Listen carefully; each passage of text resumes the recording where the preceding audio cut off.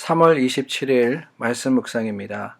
우리 함께 기도하겠습니다. 하나님, 우리에게 주님의 뜻을 헤아려 아는 지혜를 주시고 하나님의 거룩하심을 닮아 오늘도 주님 뜻 안에서 하나님의 계획 가운데 주님을 쫓아 사는 삶을 살도록 도와주시옵소서. 우리 마음과 생각을 주장하시는 하나님께 모든 것 드려 의지하며 예수 그리스도 이름으로 기도드립니다. 아멘. 우리 함께 찬양 459장 찬송하신 후에 본문 말씀입니다. 마가복음 11장 1절서부터 19절 말씀 읽으시겠습니다. 마가복음 11장 1절서부터 19절의 말씀입니다.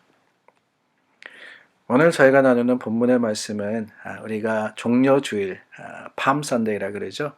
종려주일에 많이 나누는 말씀입니다. 예루살렘 성에 드디어 예수님께서 제자들과 입성을 하십니다. 그리고 일어났던 일들을 기록을 하고 있는데요.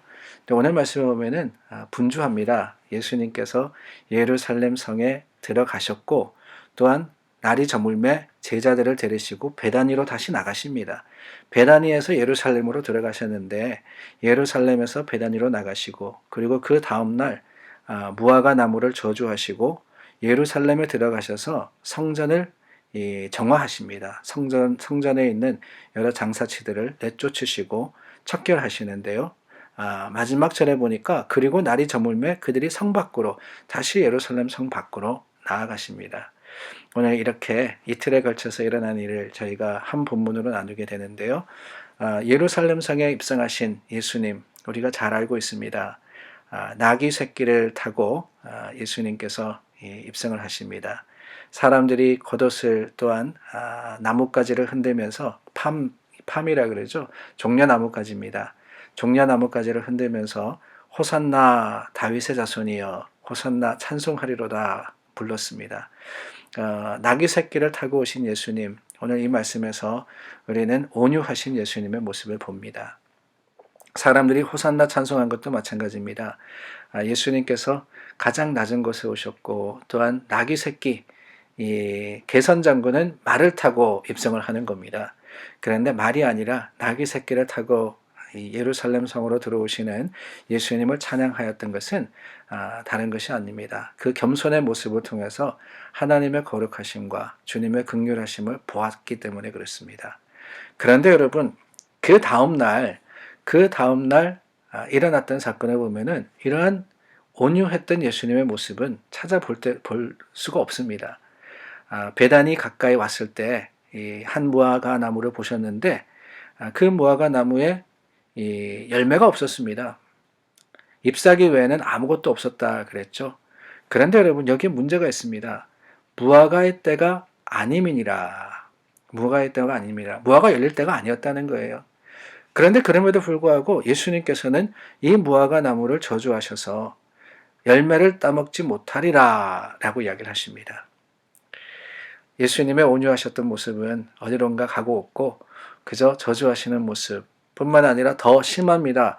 예루살렘 들어가셔서 성전 안에서 매매하는 자들을 내쫓으시는데 그리고 돈 바꾸는 자들과 비둘기 파는 자들의 의자를 둘러엎으시고 그리고 모든 물건들을 내치시는데 예수님이 정말 어떻게 보면은 두려울 정도로 탓하십니다. 내 집은 만민이 기도하는 집이라 칭함을 받으리라 하지 아니하였느냐. 너희는 강도의 소굴을 만들었도다. 너희는 강도의 소굴을 만들었도다. 그 모습을 직접 보지는 못했지만은 아마 간담이 선을 했지 않았을까 하는 생각이 들어요. 사람들의 상을 뒤엎으시고 쫓아내시고 소리 지르시고 어쩌면은 나귀 새끼를 타고 오신 그 예수님의 모습과는 너무나도 다릅니다.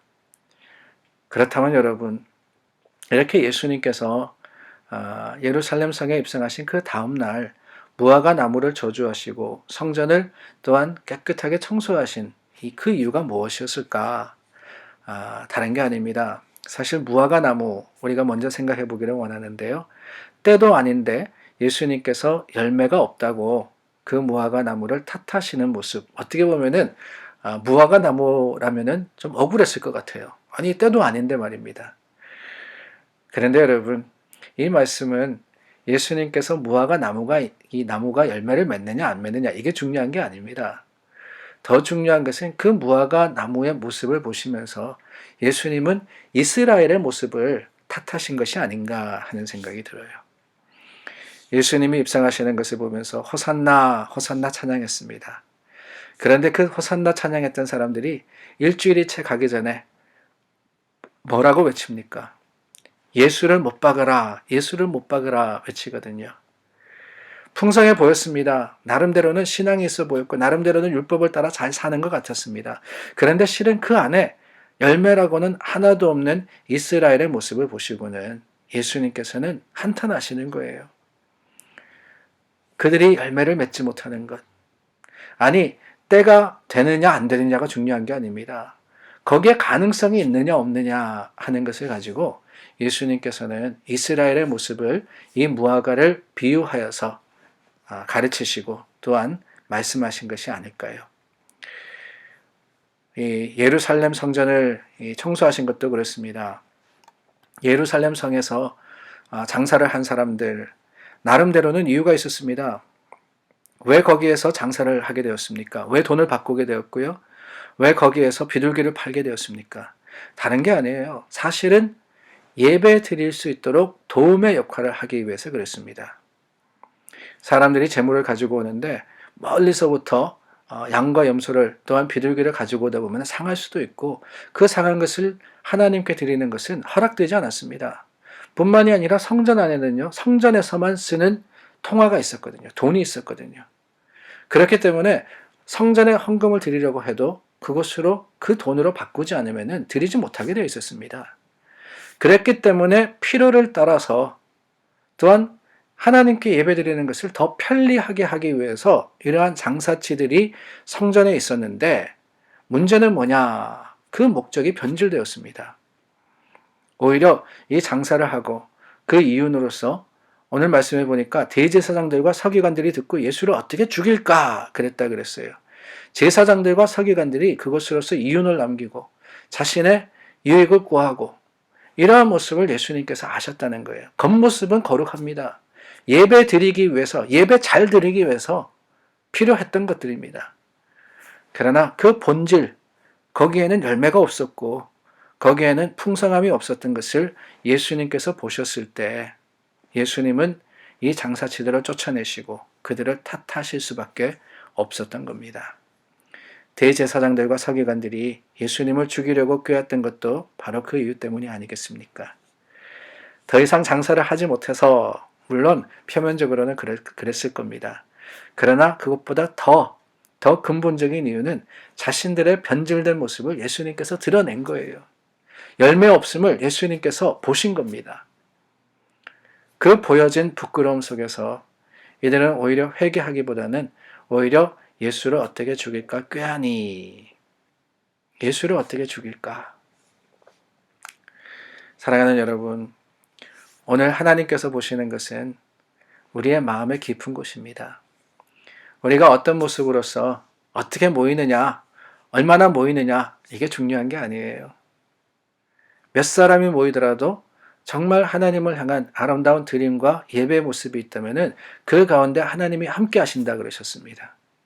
그러나 수백 명, 수천 명이 모인다 할지라도 형식에 얽매여서 또한 그 겉모습에 사로잡혀서 우리가 진정으로 하나님 앞에 진실로서 서지 못할 때 그것은 예배가 아니라 그저 사람들의 모임이 될 수밖에 없는 겁니다.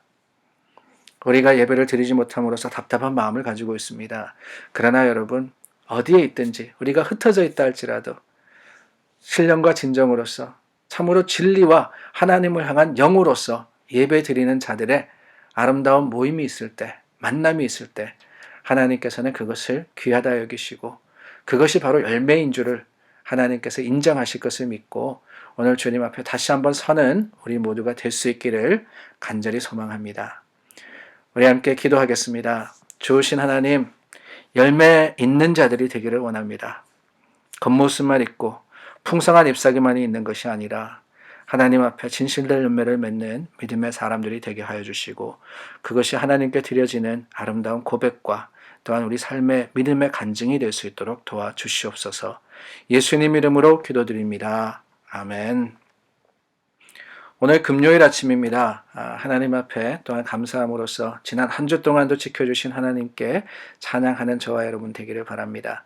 오늘은 지도자들을 위해서 기도해 주시기를 바랍니다. 나라와 지역의 지도자들이 모든 사람들을 위해서 수고할 때 지혜와 총명을 다하시고 또한 올바른 판단을 할 수 있도록 하나님을 두려워하고 주님의 뜻을 쫓아 행할 수 있도록 우리 기도해 주시기를 부탁을 드립니다.